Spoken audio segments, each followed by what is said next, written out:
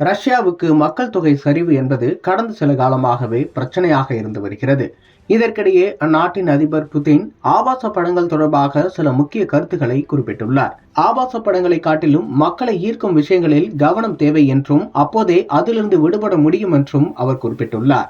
இப்போது ஆபாச படங்களை மக்கள் பார்ப்பது ஆபத்தான அளவுக்கு அதிகரித்துள்ளது. ஆபாச படங்களை மக்கள் எளிதாக அணுகும் சூழலே தற்போது நிலவி வருவதே இதற்கு முக்கிய காரணம் என்றும் குறிப்பிட்டிருக்கிறார்.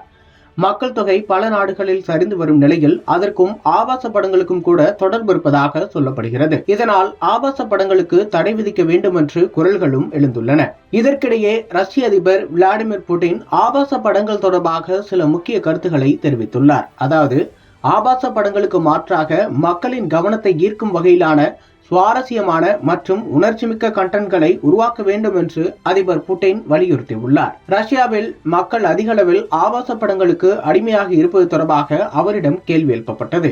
இது தொடர்பாக ரஷ்யா டுடே என்ற ஊடகத்திற்கு அவர் அளித்த பேட்டியில், உலகம் முழுவதும் ஆபாச படங்களை மக்கள் காண்கிறார்கள். இது ரஷ்யாவுக்கு மட்டுமான பிரச்சனை இல்லை, உலகெங்கும் இருக்கும் பிரச்சனை. ஆபாச படங்களை மொத்தமாக தடை செய்வது இதற்கான ஒரு தீர்வாக இருக்கலாம். ஆனால் அதைவிட ஆபாச படங்களுக்கு மாற்றான ஒன்றை நாம் தர வேண்டும், அதுவே முக்கியமானது என்று குறிப்பிட்டுள்ளார்.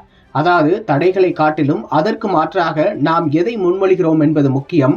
ஆபாச படங்களை காட்டிலும் மக்களை ஈர்க்கக்கூடிய மற்றும் சுவாரஸ்யமான கண்டென்ட்கள் நமக்கு தேவை என்று குறிப்பிட்டிருந்தார். உலகின் மற்ற நாடுகளைப் போலவே ரஷ்யாவிலும் பிறப்பு விகிதம் தொடர்ச்சியாக குறைந்து வருகிறது.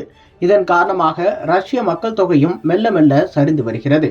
மக்கள் தொகை சரிவை கட்டுப்படுத்தவும் அந்நாட்டு அரசு தொடர்ச்சியாக பல்வேறு நடவடிக்கைகள் எடுத்து வருகிறது.